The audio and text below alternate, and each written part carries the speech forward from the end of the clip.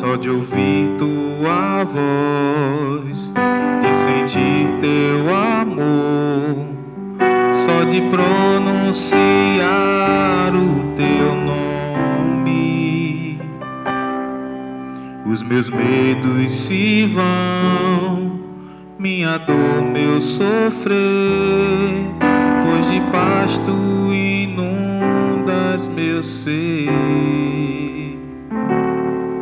Só de ouvir tua voz, de sentir teu amor, só de pronunciar o teu nome, os meus medos se vão, minha dor, meu sofrer, pois de paz tu inundas meu ser. Jesus, que doce nome, que transforma em alegria o meu triste coração. Jesus, só o teu nome é capaz de dar ao homem salvação.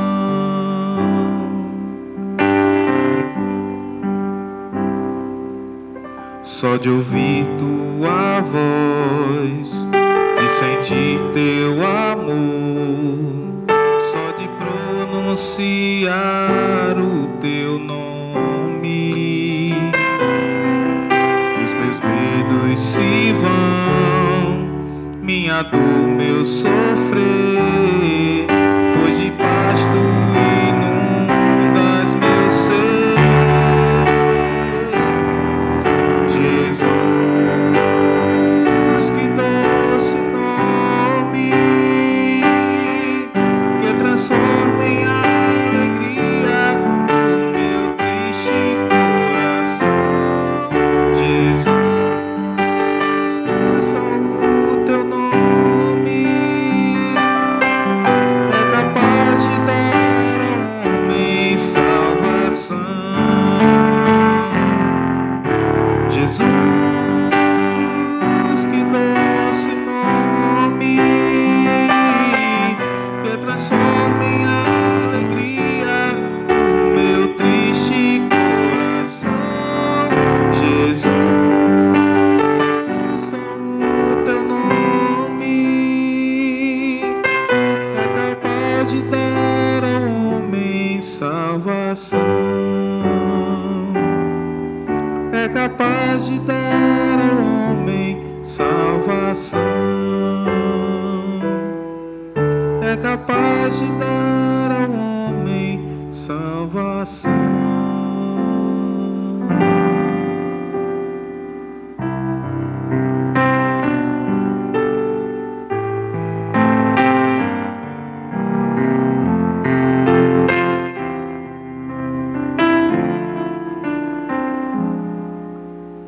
Eu queria ter mais que uma voz, mais que um amor e uma vida pra te oferecer, pois tu és muito mais que eu possa ter em meu ser. Tu és o autor, aquele que pintou com perfeição a vida. Tu és o Senhor,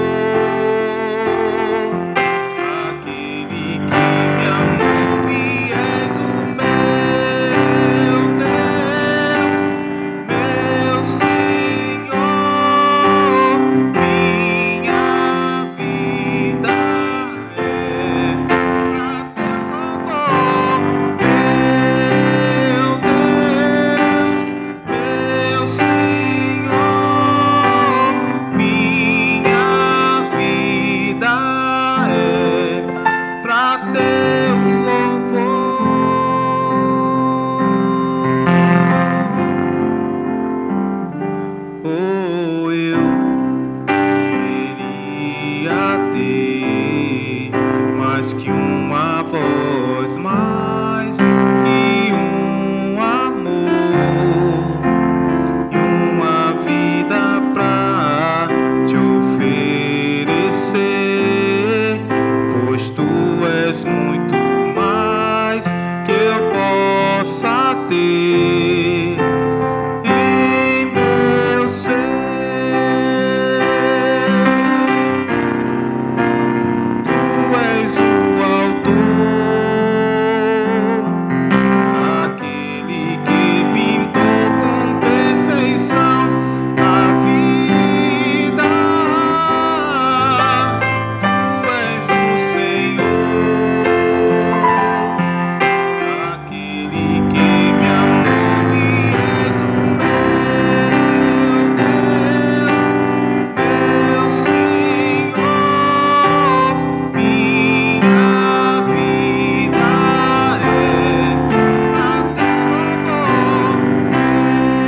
a teu louvor, meu Deus, meu Senhor. Minha vida é pra teu louvor.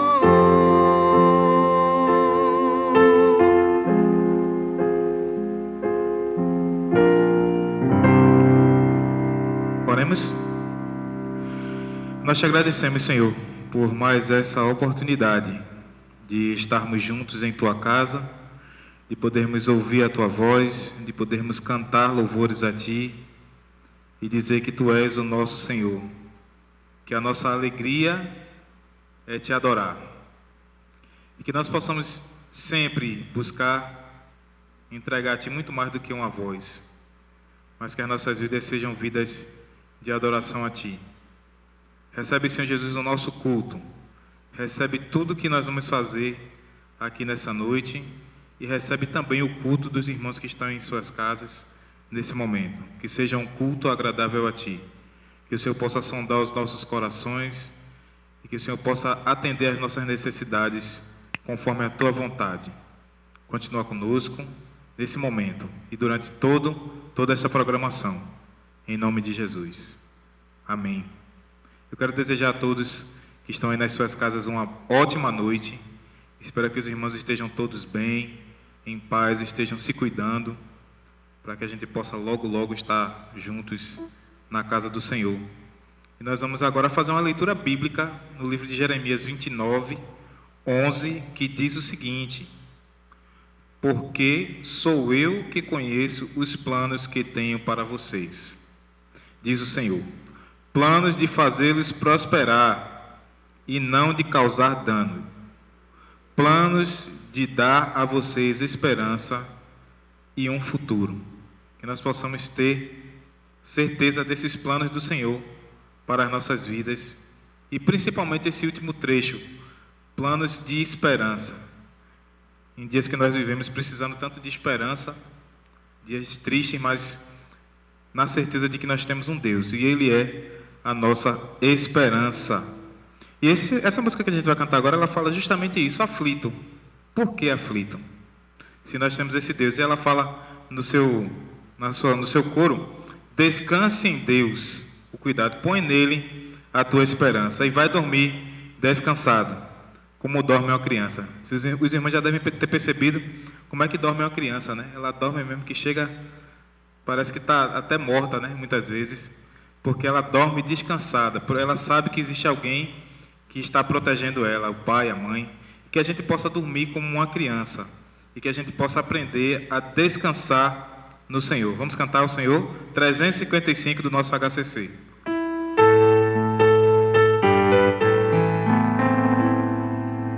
Aflito, porque aflito, cansado, porque cansado, ninguém escuta teu grito, ninguém te tem escutado.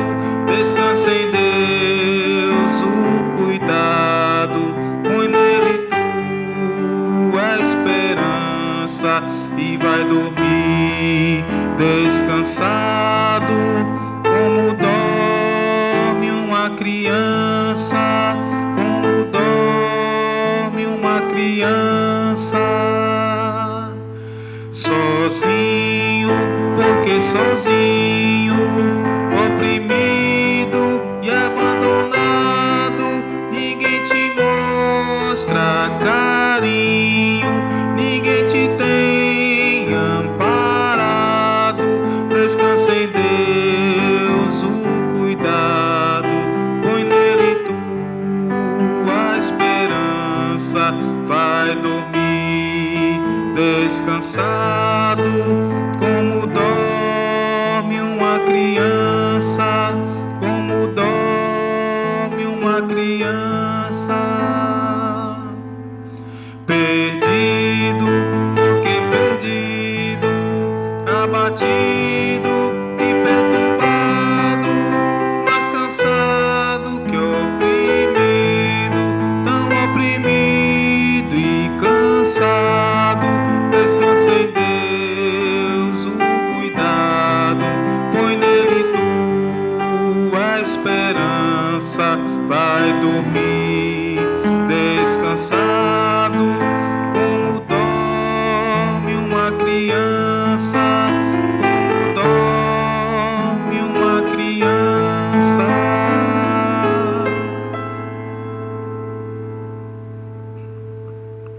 Mês de junho, e nós estamos iniciando mais um tema, né? Aliás, iniciamos já na quarta-feira passada, e essa semana nós estamos continuando, né?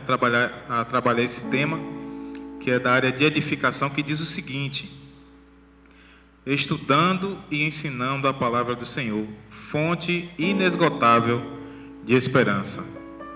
E realmente a palavra do Senhor é uma fonte inesgotável. Se você procurar na palavra do Senhor, se você precisar de alguma resposta e você procurar na palavra do Senhor, você vai encontrar resposta para tudo que você precisa, tudo. Eu acho que é uma das poucas, se não a única palavra que ela é viva, né?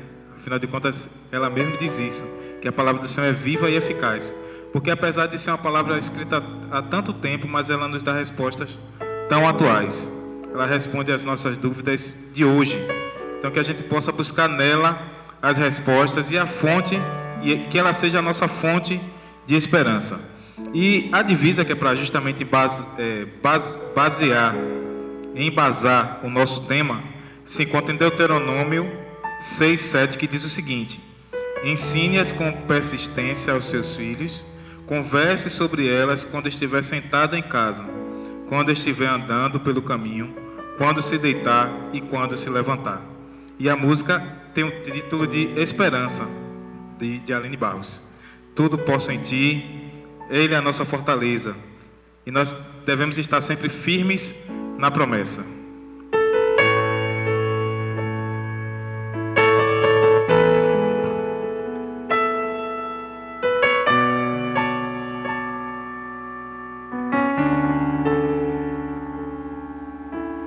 Tudo posso em Ti, fortaleza minha, eu espero em Ti, firme nas promessas, tudo vai passar, mas a Tua palavra permanecerá.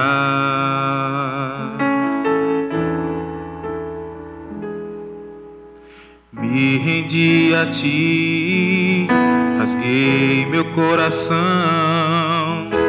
fiel permaneci, mesmo quando o sol se pôs, eu Te louvei, Te adorei.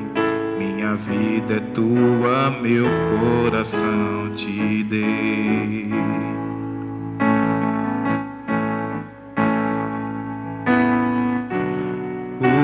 Os ventos podem até soprar contra mim, mas eu não deixo de crer. Tuas promessas protegi, guardei no coração, e da Tua palavra não abro mão. Sinto Sinto florescer ao cheiro das águas minha esperança. És meu Redentor, porque vives, minha fé não morrerá. O Senhor não falhará.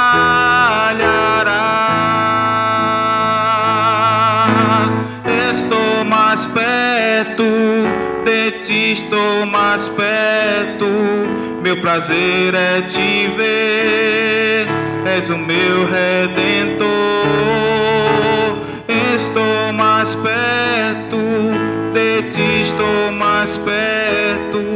Meu prazer é te ver, és o meu Redentor.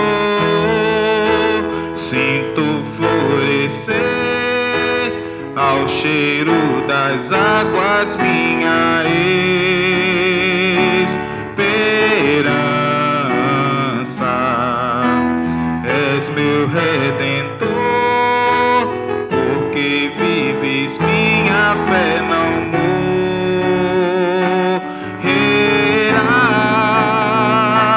O Senhor não falhará.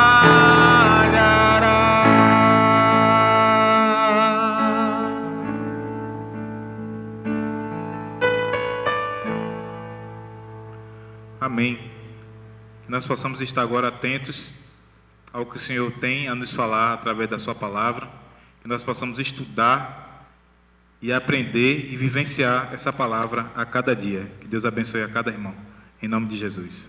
Olá, irmãos. Vamos dar continuidade neste momento ao nosso estudo na carta que Paulo escreveu aos Efésios. Desta feita nós vamos abordar os versículos de 11 a 22 do capítulo 2, e assim a gente encerra o capítulo 2. Essa porção da carta aos Efésios foi dado o título pela editora A Nova Humanidade em Cristo. Então nós vamos ver hoje o que significa isso e qual a importância disso para nós cristãos. Como de costume, eu vou ler o texto e depois a gente volta numa segunda leitura comentando alguma coisa. Então, Efésios capítulo 2, de 11 a 22, diz assim: Portanto, lembrem-se que anteriormente vocês eram gentios por nascimento e chamados incircuncisão pelos que se chamam circuncisão, feita no corpo por mãos humanas, e que naquela época vocês estavam sem Cristo, separados da comunidade de Israel, sendo estrangeiros quanto às alianças da promessa, sem esperança e sem Deus no mundo. Mas agora, em Cristo Jesus, vocês que antes estavam longe, foram aproximados mediante o sangue de Cristo, pois Ele é a nossa paz, o qual de ambos fez um e destruiu a barreira, o muro de inimizade, anulando em seu corpo a lei dos mandamentos expressa em ordenanças.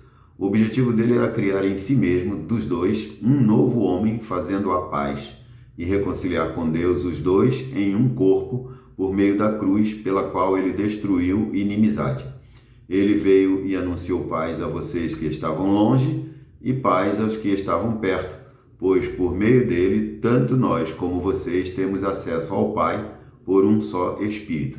Portanto, vocês já não são estrangeiros nem forasteiros, mas concidadãos dos santos e membros da família de Deus, edificados sobre o fundamento dos apóstolos e dos profetas, tendo Jesus Cristo como pedra angular, no qual todo o edifício é ajustado e cresce para tornar-se um santuário santo no Senhor. Nele vocês também estão sendo edificados juntos para se tornarem morada de Deus por seu Espírito. Nosso Deus, muito obrigado pela oportunidade de ler a Tua Palavra, que ela seja aplicada aos nossos corações, às nossas mentes neste momento, de forma que nós cresçamos na graça e no conhecimento de nosso Senhor e Salvador, Jesus Cristo. Amém. Irmãos, então, dando prosseguimento à nossa reflexão, o tema dessa porção é a nova humanidade em Cristo. O que significa isso? É do conhecimento de todos, né? Todos nós sabemos disso, que existe uma humanidade. Por que a editora deu esse título de A Nova Humanidade? Que existe a humanidade que nós conhecemos, todos conhecem, que são as pessoas, todas as pessoas que existem sobre a face da terra formam uma humanidade. O nosso pai terreno, Adão, deu origem a essa humanidade. Por isso que o título é A Nova Humanidade. Significa que Deus criou uma nova humanidade diferente daquela forma que ele criou em Adão. Ou seja, em Adão todos nós fomos criados, recebemos nosso corpo, nascemos, crescemos, vivemos e morremos. Mas existe uma nova humanidade, que são as pessoas que não nasceram somente pela descendência adâmica, mas elas nasceram pelo Espírito Santo de Deus. Foi aquilo que Jesus disse àquele jovem: é importante nascer de novo. E aqui Paulo, ao abordar essa questão da nova humanidade, ele inicia dizendo o seguinte: lembrem-se de que anteriormente vocês eram gentios, ou seja, vocês não eram judeus por nascimento, e vocês eram chamados de incircuncisos ou de incircuncisão. E quem chamava a gente assim? Exatamente aqueles circuncisos, ou seja, aqueles da circuncisão, aqueles descendentes na carne e no sangue de Abraão. Essa circuncisão, Paulo diz assim, foi feita no corpo por mãos humanas, ou seja, foram homens que circuncidaram outros homens. E como nós estávamos afastados desse tipo de pessoas, descendentes de Adão, diz o apóstolo Paulo no verso 12 que naquela época em que nós estávamos nessa situação, nós estávamos sem Cristo e separados da comunidade de Israel, óbvio, porque a comunidade de Israel era formada, e é formada ainda, pelo menos o Israel antigo é formado pelos circuncisos, pelos filhos carnais de Abraão, descendentes, seus descendentes. Então nós éramos estrangeiros quanto à aliança, porque a aliança foi dada ao povo de Israel, né? Então nós éramos estrangeiros e consequentemente nós estávamos sem esperança e sem Deus no mundo. Agora houve, conforme Paulo menciona, agora houve uma mudança para os cristãos, para os crentes em Cristo Jesus. Qual foi a mudança? Agora, em Cristo Jesus, vocês que antes estavam longe, foram aproximados mediante o sangue de Cristo. Ou seja, em Cristo, o que Paulo está tentando dizer aqui é o seguinte: em Cristo, Deus cria uma nova humanidade, que é diferente daquela criada por Adão.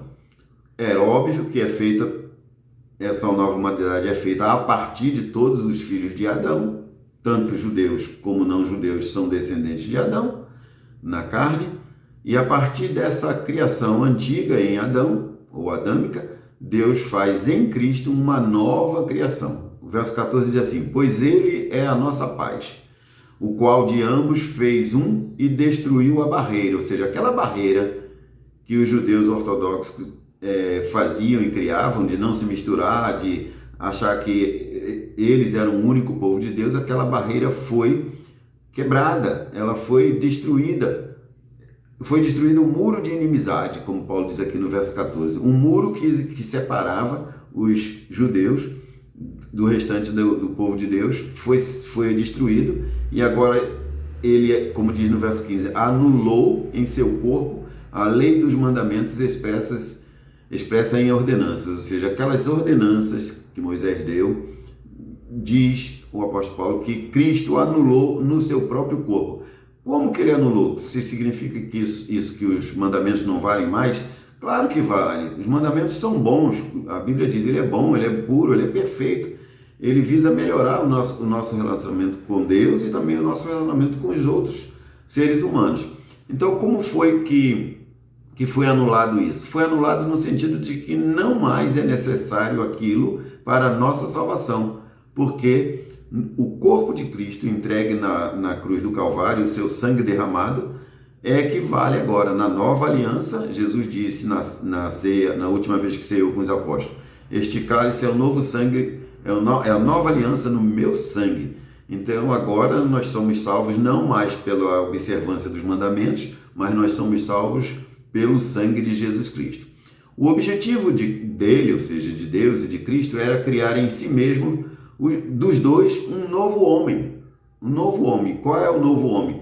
Ele não é nem descendente de Adão e nem ele é descendente de Abraão. Ele é descendente de Cristo. Ele é descendente de Deus. Deus tomou essa iniciativa de forma que ao nascermos de novo, nós vamos fazer, Paulo vai falar mais na frente, nós vamos fazer parte da família de Deus, porque a família de Deus, originariamente, era o Pai, o Filho e o Espírito Santo. Tanto é que Jesus disse que Deus amou o mundo de tal maneira que deu o seu Filho unigênito. O unigênito é o único. Deus só tem um filho natural. E a Bíblia usa a expressão adoção para se referir a nós, cristãos. Quando aceitamos a Cristo como nosso Salvador, nós nos tornamos filhos de Deus por adoção. É aquilo que João, o evangelista, escreveu lá no seu evangelho, o quarto evangelho do Novo Testamento. Ele disse que Jesus veio para os que eram seus, mas os seus não o receberam. Então, todos os que o receberam, ele deu-lhes o poder de serem feitos filhos de Deus, a saber, os que creem em seu nome.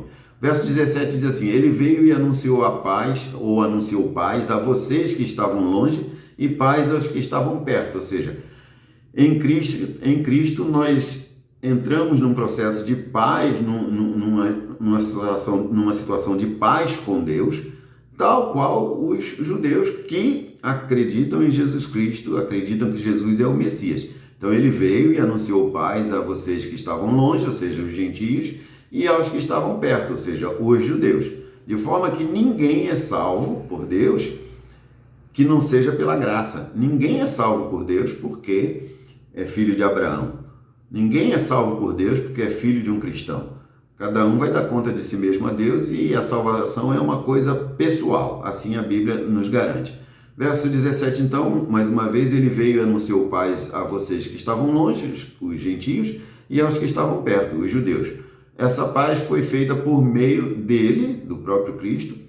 Tanto nós como vocês, Paulo está dizendo, temos acesso ao Pai por um só Espírito. Ou seja, quando Jesus Cristo morre na cruz, todos os que querem, os que aceitam, têm acesso ao Pai por um só Espírito. Ao aceitarmos Jesus Cristo como nosso Salvador, é sinal de que já temos o Espírito Santo trabalhando em nossos corações, visto que é Ele que nos convence do pecado, da justiça e do juízo. Então, isto aconteceu de uma forma simbólica belíssima, providenciada pelo próprio Deus, quando Jesus Cristo morre na cruz do Calvário, o véu do templo se rasga de alto a baixo, simbolizando ali que agora ninguém mais precisa de um sacerdote para chegar à presença de Deus.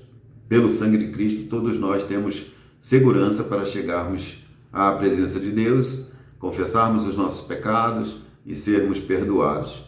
Versos 19 a 22. Portanto, vocês já não são estrangeiros nem forasteiros, ou seja, nós já fazemos parte da família de Deus, como Paulo diz aqui.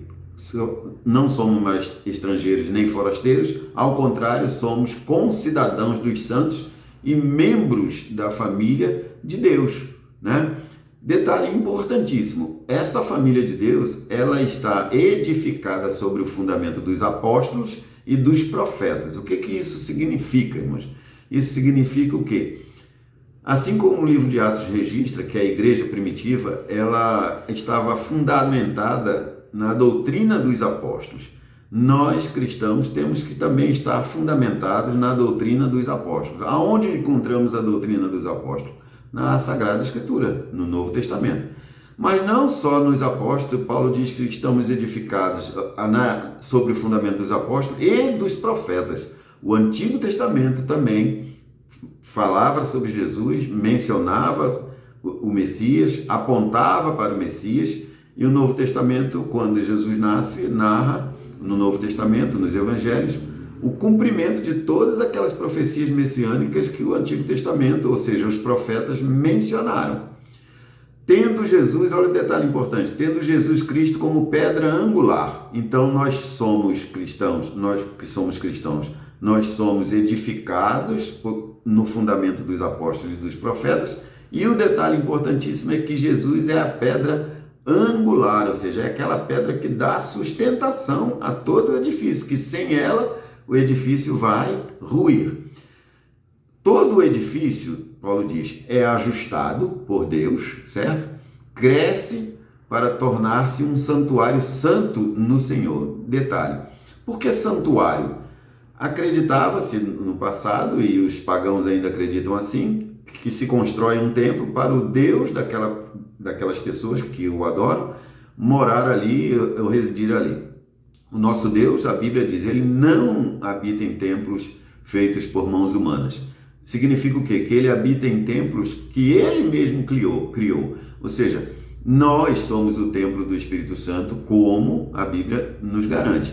Por isso é que Paulo está dizendo aqui que nós somos, todos nós, edificados.